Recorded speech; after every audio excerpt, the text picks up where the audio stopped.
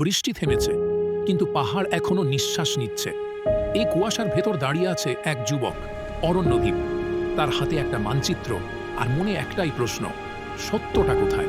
এই পথ তার নিজের নয়, এটা তার বাবার রেখে যাওয়া শেষ ইচ্ছা। শেষ কথাগুলো আজও কানে বাজে। সত্য লুকিয়ে আছে নীরব উপত্যকায়। সঙ্গী মাত্র দুজন, এরা পাহাড়ি মেয়ে, চোখে অসম্ভব সাহস, আর রুদ্র, প্রাক্তন সেনা, কম কথা বলে। তিনজন মানুষ, আর সামনে এক অচেনা জঙ্গল। এখানে শব্দ নেই, নেই পাখির ডাক। এই নীরবতা শুধু ভয়ের ইঙ্গিত দেয়। হঠাৎ সবাই থেমে যায়। অন্ধকারের ভেতর থেকে দুটো লাল চোখ, একটা নেকড়ে, পাহাড়ের প্রহরী। এই পথ সবাইকে ছাড়ে না। নেকড়েটা কিছুক্ষণ তাকিয়ে থাকে, তারপর জঙ্গলের গভীরে মিলিয়ে যায়।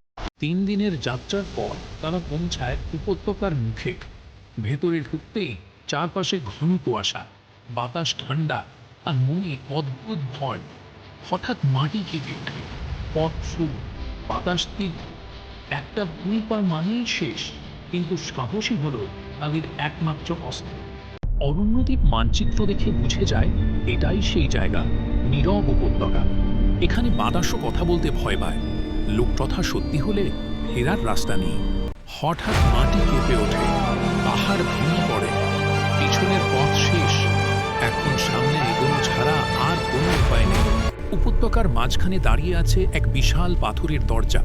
তাতে খোদাই করা চিহ্ন, সূর্য, চাঁদ আর মানুষের চোখ। দরজার সামনে পা রাখতেই কণ্ঠস্বর শোনা যায়, সত্য জানতে চাইলে সব হারাতে প্রস্তুত তো? গুহার ভেতর আলো জ্বলছে, আগুন নয়, স্মৃতি।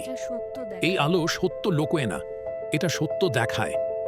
সে দেখে তার বাবার মৃত্যু। যে সত্য সে খুঁজছিল, সেটাই তার সবচেয়ে বড় যন্ত্রণা। অরণ্যদ্বীপ ফিসফিস করে বলে, সত্য সবসময় যন্ত্রণার, তবু আমি সত্য চাই। হঠাৎ সব অন্ধকার মিলিয়ে যায়, সূর্য ওঠে।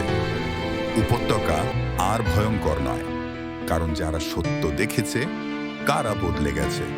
অ্যাডভেঞ্চার কখনো শেষ হয় না, মানুষ বদলায়, সাহস বাড়ে, আর এই যাত্রা এটাই শুধু শুরু।